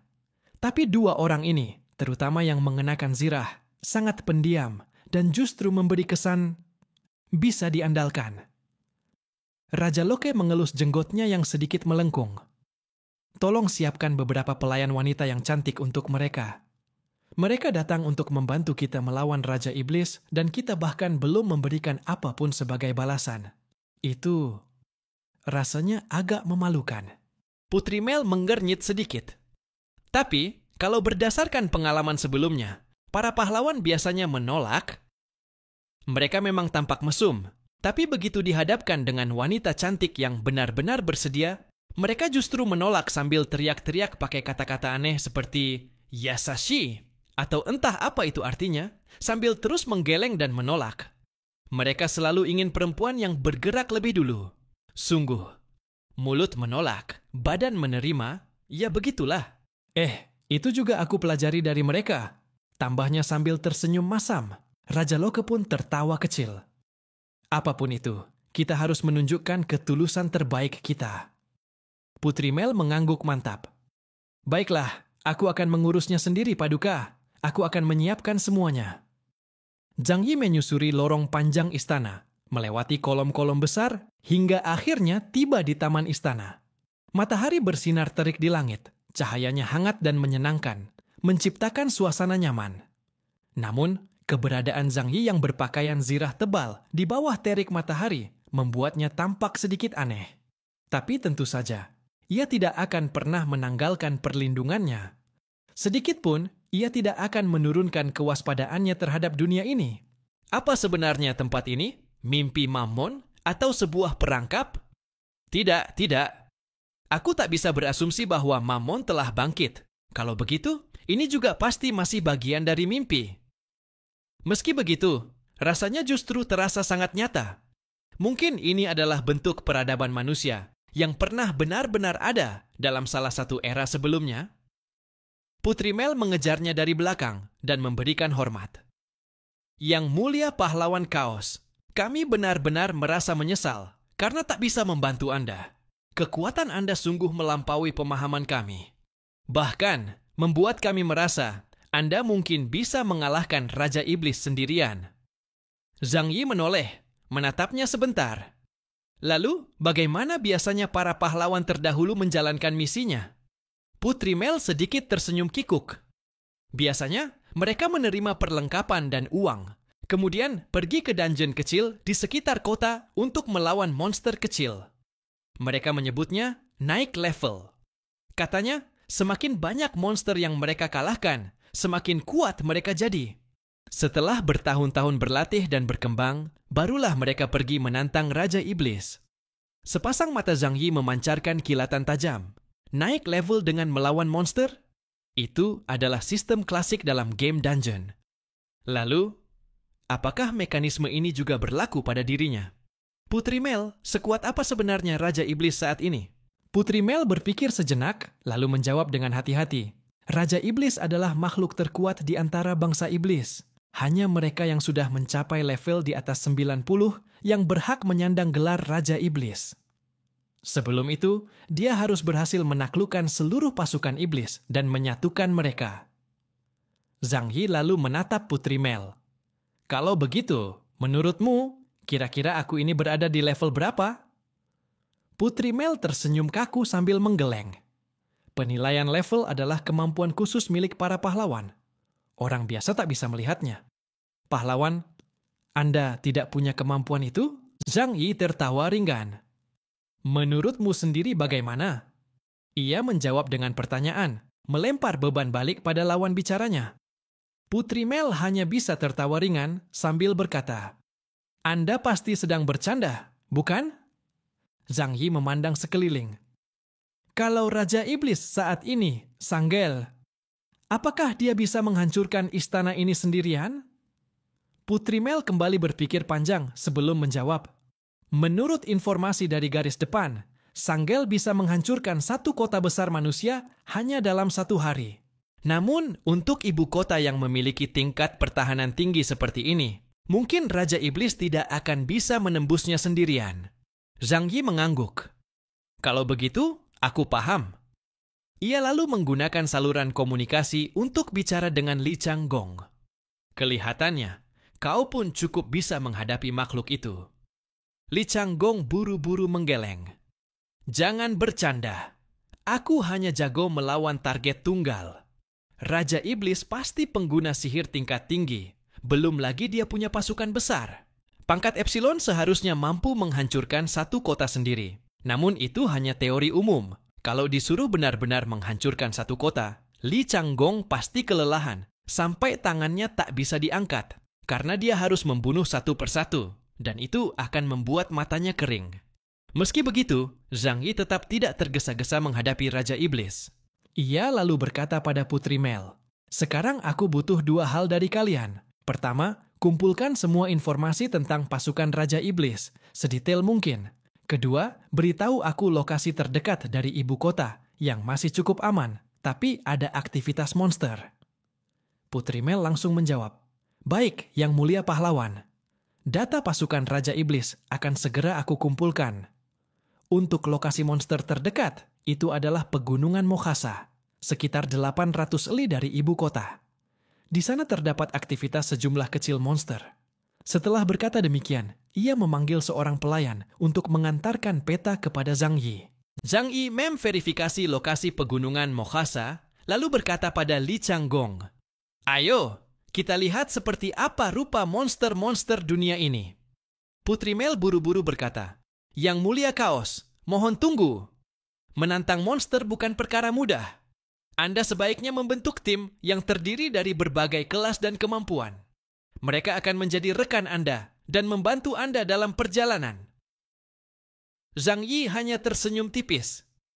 "Aku tak membutuhkannya. Ia sudah punya rekan-rekan terbaik. Mereka hanya belum muncul saat ini." Zhang Yi tak ingin membuang waktu sedetik pun.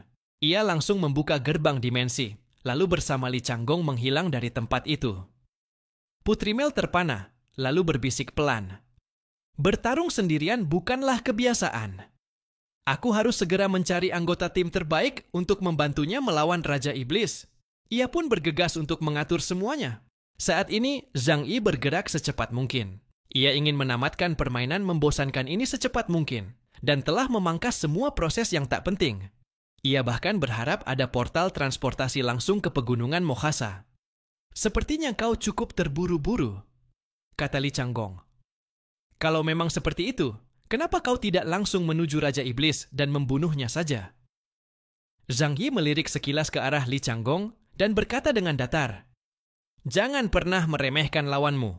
Lawan yang kuhadapi bukan sekadar Raja Iblis dari dunia lain, melainkan Mammon, raksasa agung dari dunia Druk.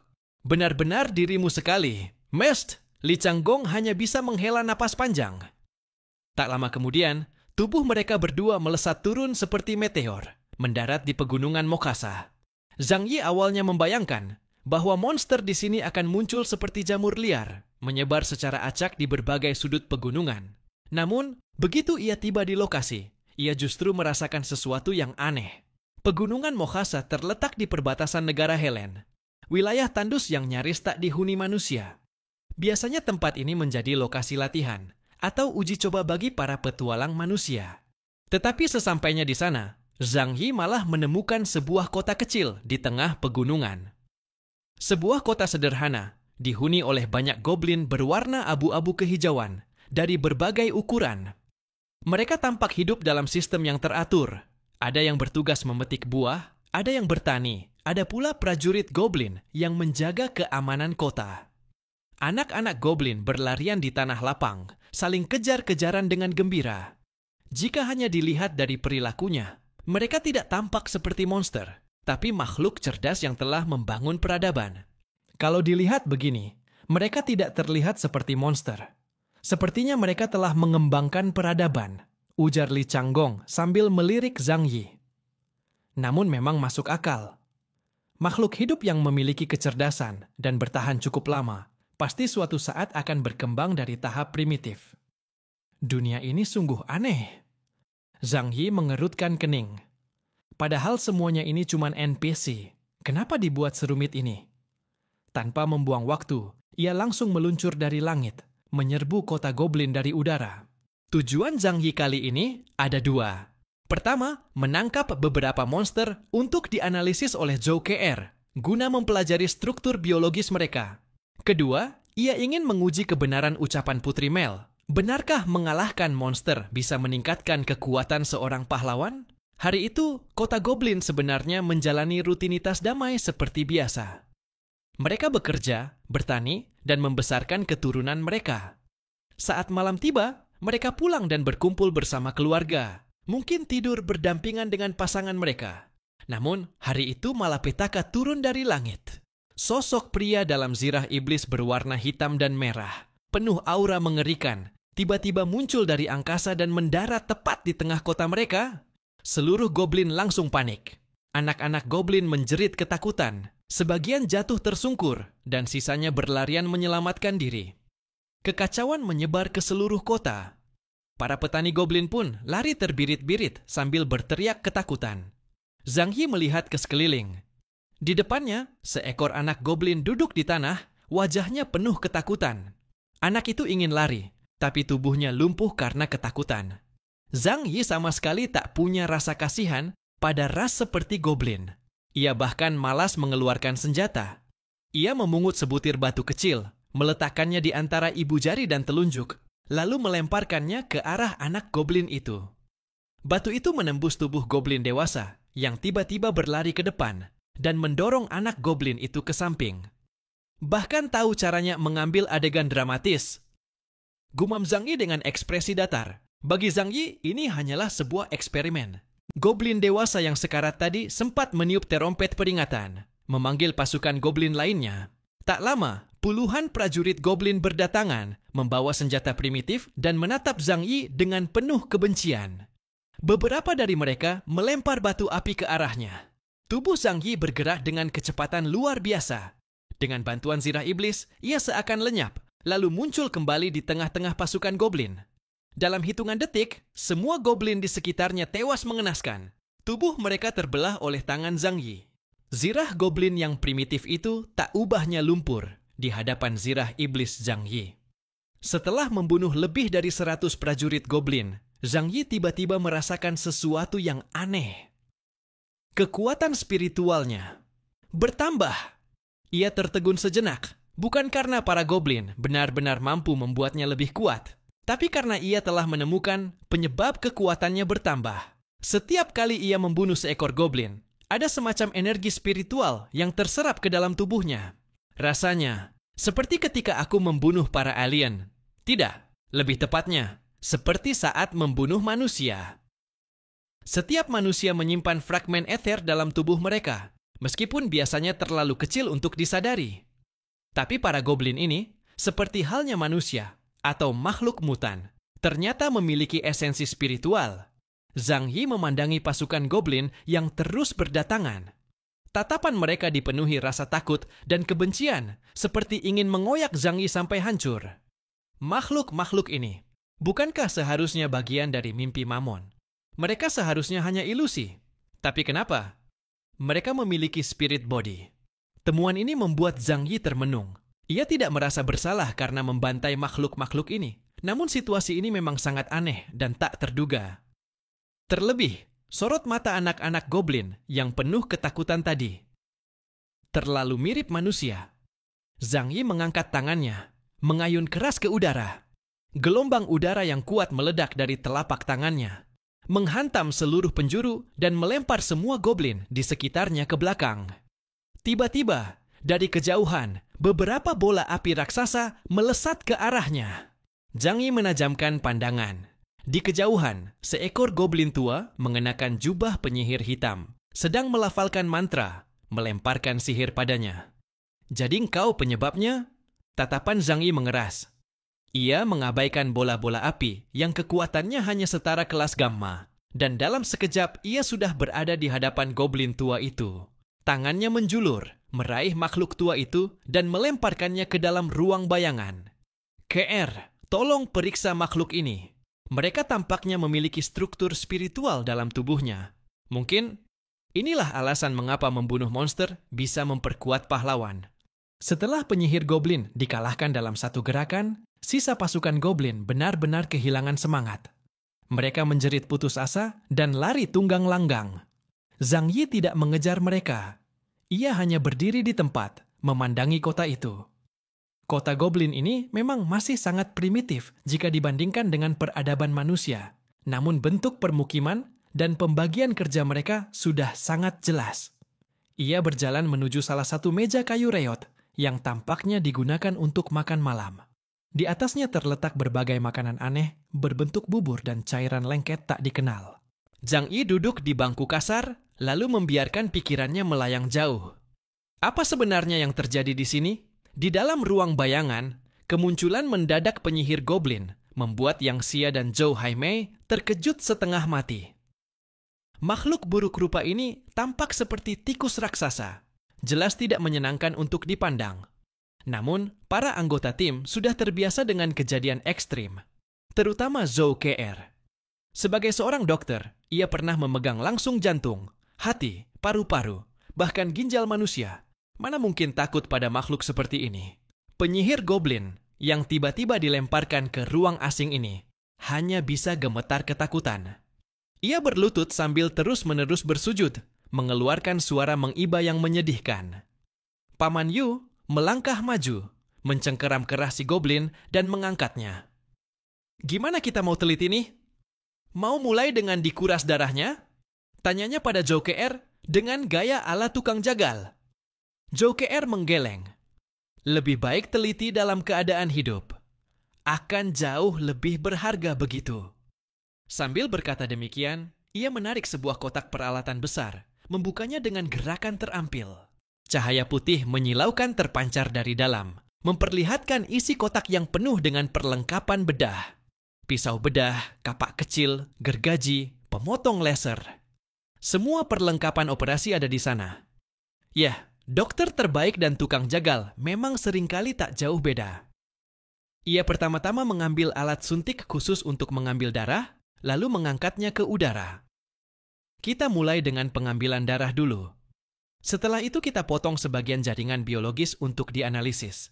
Teriakan putus asa dari goblin penyihir bergema dalam ruang bayangan. Yang Xia dan yang lainnya tak tega untuk menonton. Bahkan Yang Xingxin dan Lukeran, yang telah terbiasa melihat kengerian medan perang, masih merasa mual melihat detail pembedahan seperti ini. Zhang Yi duduk di bangku reot. Li Changgong mendekat, mengambil mangkuk kayu tua dari meja di sebelahnya, dan menghirup aromanya.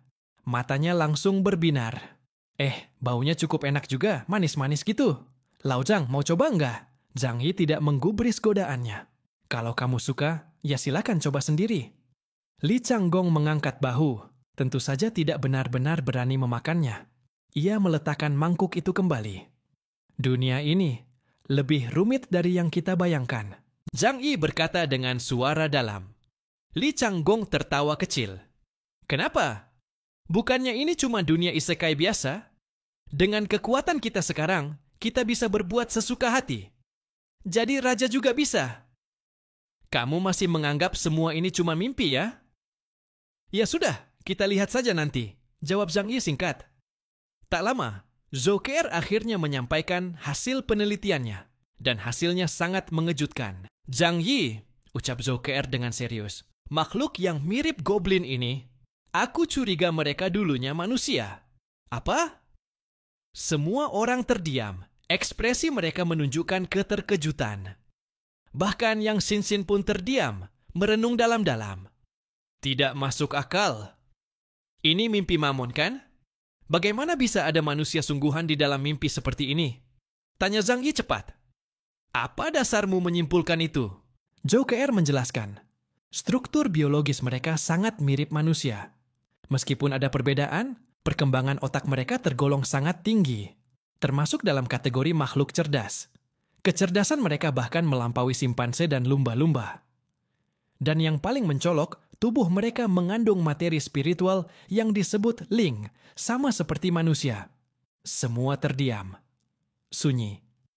Jika para goblin ini adalah subspesies manusia, Maka sebenarnya mereka berada di mana? Bukankah Mamon si raksasa Druuk dikenal sebagai entitas pemangsa segalanya? Namun tubuhnya kini justru menumbuhkan dunia yang utuh, lengkap dengan kehidupan cerdas di dalamnya? Tidak mungkin. Tapi dunia ini juga punya manusia, bukan? Lalu manusia yang tinggal di kerajaan Helen itu, siapa mereka sebenarnya? Zhang Yi berdiri perlahan, sorot matanya tajam. Ia mulai menyusun teori. Ayo, kita harus pergi. Li Changgong menoleh. Langsung serbu markas Raja Iblis. Tidak, kita kembali ke ibu kota dulu. Ada satu hal yang harus aku buktikan. Tatapan Zhang Yi membara. Jika para monster adalah manusia, maka manusia itu apa sebenarnya? Aku harus tahu jawabannya. Mereka kembali ke ibu kota dengan kecepatan penuh. Hanya butuh waktu kurang dari 1 jam. Sesampainya di istana, Putri Mel telah menyiapkan kamar mereka. Namun tidak hanya itu. Di aula utama istana, sudah berdiri beberapa petarung elit dengan berbagai jenis pakaian profesi. Ada sepasang penyihir kembar, seorang wanita jangkung dengan rambut merah dan tanduk kecil, pejuang darah naga, dan seorang pendeta perempuan berjubah putih yang tampak sangat suci. Putri Mel berdiri di depan mereka, tersenyum ramah. Pahlawan telah tiba. Kalian semua harus bekerja sama dengannya untuk mengalahkan Raja Iblis. Ingat baik-baik, pahlawan adalah harapan terakhir kita. Dia bisa membawa kedamaian ke kerajaan Helen. Karena itu, kalian harus berputar mengelilinginya dan penuhi semua keinginannya. Senyum Putri Mel makin dalam. Para petarung wanita itu menunjukkan ekspresi beragam, sebagian wajahnya memerah. Putri Mel dengan sengaja memilih para petarung elit yang semuanya wanita muda dan cantik. Contohnya, sepasang saudari penyihir dengan atribut air dan api. Onyx, api, dan Stilan, air. Kecuali warna rambut, mereka nyaris identik. Dengan tinggi sekitar 1,60 meter dan wajah imut, mereka pasti bisa menarik perhatian siapapun.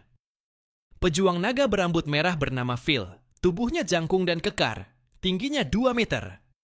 Tipe wanita yang mampu membangkitkan naluri penakluk dari banyak pria. Dan pendeta berjubah putih, dengan wajah seanggun malaikat dan ekspresi dingin penuh penahanan, bisa memunculkan banyak fantasi liar di balik penampilan suci itu. Sebagai calon pemimpin kerajaan, Putri Mel memang luar biasa. Ia tahu cara terbaik memengaruhi seseorang. Zhang Yi dan Li Changgong tiba. Para petarung wanita itu langsung mengenali mereka, dan meski sebagian masih tersipu malu, mereka tak henti-hentinya mencuri pandang ke arah Zhang Yi. Mereka semua penasaran, seperti apa wajah pria di balik zirah iblis itu? Seperti apa kekuatan yang bisa memimpin mereka menghancurkan Raja Iblis? Putri Mel menyambut mereka dengan senyum hangat. Yang mulia pahlawan kaos, selamat datang kembali. Silakan lihat, ini adalah rekan-rekan yang telah kupilihkan dengan saksama untuk Anda. Mereka adalah petarung terbaik di kerajaan ini. Dalam perjalanan menantang Raja Iblis, mereka akan menjadi kekuatan Anda yang paling berharga. Dan mereka akan dengan sepenuh hati melayani setiap kehendak Anda. Senyuman Putri Mel seakan membawa pesan rahasia. Sementara itu, di dalam ruang bayangan, ekspresi para wanita menjadi kaku. Meski di sekitar Zhang Yi sudah ada banyak wanita cantik, tetap saja melihat deretan gadis eksotis dari dunia lain, ini membuat mereka merasa terancam. Zhang Yi memandangi mereka satu persatu. Ada yang pendiam, ada yang gugup, ada pula yang penuh percaya diri, membusungkan dada, seolah ingin menunjukkan keunggulannya. Zhang Yi mengangguk pelan.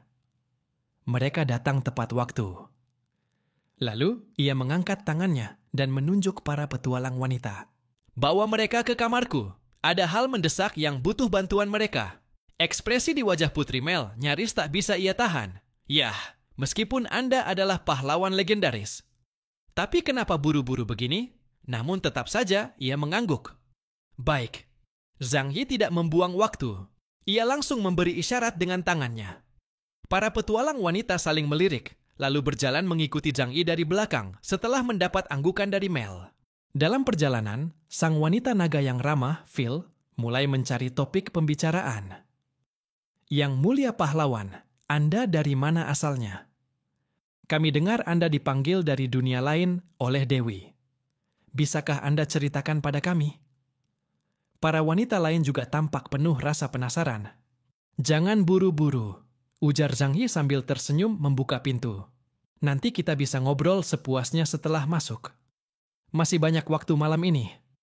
Kamar yang disiapkan oleh Putri Mel sangat luas, dengan ranjang mewah berukuran raksasa, cukup untuk belasan orang sekaligus. Wajah para petualang wanita langsung memerah, terutama si kembar penyihir. Usia mereka tampaknya belum terlalu matang. Meski secara mental mereka sudah menyiapkan diri, tapi tetap saja, mereka belum terbiasa dengan situasi seperti ini. "Apa? Terlalu banyak orang? Gimana kalau kita bagi 2 kelompok aja?" Salah satu dari mereka berbisik malu-malu. Zhang Yi melambaikan tangan. "Tidak perlu repot, lebih banyak, lebih efisien." Suaranya berubah dingin dan rendah. "Sin, mulai." Dari balik bayangan, Yang Sin muncul. Boneka raksasa malaikat jatuh miliknya langsung memenuhi hampir seluruh ruangan. Sebelum para petualang wanita sempat menyadari apa yang terjadi, 9 anak panah hukum sudah menancap di tubuh mereka. Bukan untuk membunuh, tapi menyegel gerak mereka. Lalu Zhou Ke'er juga muncul dengan membawa perlengkapan medis. Dengan sangat terampil, ia mulai mengambil sampel darah, memotong rambut, bahkan mencungkil sedikit kuku mereka untuk dianalisis. Zhang Yi duduk santai di atas ranjang empuk, menyandarkan dagunya di atas jari-jarinya yang saling bersilang. "Kita sudah buktikan bahwa monster di dunia ini, sama seperti manusia, memiliki materi spiritual yang disebut Ling. Sekarang aku ingin tahu, bagaimana dengan manusia di tempat ini? Kalau ternyata mereka juga punya, lalu apa artinya?" Tanya Li Changgong. Zhang Yi mendongak, menatapnya dalam-dalam, lalu menjawab pelan. "Itu berarti satu dugaan kita mungkin benar, dan ini dugaan yang sangat menakutkan. Mamon, seperti halnya sang pencipta Kagaku, juga memiliki kemampuan menciptakan kehidupan. Maka, dunia yang kita pijak ini bukanlah mimpi atau simulasi, tapi dunia nyata yang benar-benar ada. Dan jika itu benar, maka Zhang Yi bisa menyimpulkan satu hal mengejutkan. Di zaman kuno, banyak dewa disebut sebagai dewa pencipta, seperti Zulong, yang pernah dijuluki dewa pencipta alam semesta. Kagaku, yang menyatu dengan ether dan memiliki kehendak tertinggi, mampu menciptakan dimensi dan menurunkan realitas. Lalu, mungkinkah manusia yang memiliki spiritualitas tinggi juga bisa menciptakan dunia? Contohnya ruang langit Tianyugong milik klan Yihen. Dan Dewa Druk, raksasa Mamon, tak bisa dihancurkan oleh sang pencipta, bahkan bisa mengancam posisi keilahian para pencipta, mungkin karena ia sendiri juga menciptakan dunia di dalam tubuhnya. Seluruh Ling yang ia telan bukan dihancurkan atau diserap, tapi diubah menjadi makhluk hidup di dalam dunia ciptaannya. Itulah kebenaran di balik dunia isekai ini. Zhou Ke'er menyelesaikan analisanya. Ia menatap Zhang Yi dengan ekspresi serius, lalu mengangguk. "Zhang Yi, dugaannya tepat. Orang-orang di dunia ini sama seperti kita. Mereka bukan NPC, bukan ilusi. Mereka sungguh-sungguh nyata." Semua orang terdiam, kaget dan terpana. "Kita menemukan dunia nyata di dalam tubuh Mammon," gumam seseorang. "Itu gila." Xu Pangzi menepuk kepalanya keras-keras. "Jadi, dunia isekai itu benar-benar nyata?" Tatapan mata Yang Sin berkilat lembut. Ia bergumam lirih, membangun kerajaan surgawi sendiri untuk melawan kehendak para pencipta, mengubah hukum reinkarnasi dunia 3 dimensi. Inilah kekuatan generasi ketiga umat manusia. Namun tiba-tiba terdengar suara kecil dari sudut ruangan. Itu dari Muyan, gadis yang selama ini hampir tak bersuara. Wajahnya tertutup kain tipis. Ia biasanya tidak menonjol, bahkan sering dilupakan. Bagi orang-orang di dunia ini adalah dunia mereka yang nyata. Kerajaan, pasukan iblis, semua itu adalah bagian dari hidup mereka. Bukan dongeng, tapi kenyataan. Dan bukankah dunia kita juga begitu? Semuanya sudah ditentukan. Kita hanya larut dalam naskah yang ditulis oleh sesuatu yang lebih besar. Zhang Yi mengangkat tangan, menghentikan diskusi itu. "Cukup. Tak usah bahas hal filosofis sekarang. Soal arti hidup, soal kehendak, kita bisa diskusikan nanti. Kalau sudah, tak ada urusan yang lebih penting. Sekarang yang aku mau cuma satu. Hancurkan Raja Iblis, segel Mamon, lalu keluar dari dunia ini. Zhang Yi tidak melakukan apapun terhadap para petualang wanita itu. Begitu ia sadar mereka bukan NPC, sikapnya pun berubah drastis. Ia bahkan menyuruh Yang Xingxin menghapus semua ingatan mereka soal insiden tadi. Para petualang wanita itu pun pergi tanpa cedera. Tapi ekspresi mereka tidak bahagia. Mereka datang dengan persiapan mental, bahkan siap menyerahkan diri demi tujuan besar. Tapi begitu pahlawan tidak menyentuh satupun dari mereka, malah sikapnya dingin, mereka jadi meragukan diri sendiri. Padahal dia kelihatan hebat dan penuh karisma. Tapi ternyata, dia bahkan tak melirik kita sedikit pun. Gumam salah satu dari mereka. Putri Mel sudah memilih petualang wanita paling cantik dan memesona dari seluruh Helen. Mungkin kemampuan bertarung mereka bukan yang terbaik, tapi secara penampilan dan tubuh, tak ada duanya. Phil, si wanita naga berambut merah, melilit ujung rambutnya dengan jari. Wajahnya merah padam. Besok kita akan bertempur melawan pasukan iblis, dan itu pasti pertempuran besar. Bagaimana kalau malam ini? Ku bantu kau sedikit untuk rileks. Zhang Yi menatapnya dingin. Tidak perlu. Aku lebih suka tenang. Silakan kalian istirahat di kamar masing-masing. Besok pagi kita berkumpul di alun-alun, lalu langsung menuju pegunungan monster. Zhang Yi jelas pria berprinsip. Mana mungkin ia berbuat macam-macam di depan semua orang di ruang bayangan. Dengan tegas, ia mengusir para petualang wanita dari kamarnya. Sekarang, di luar pintu yang tertutup rapat itu, para gadis hanya bisa menatap dalam diam, dengan ekspresi kecewa.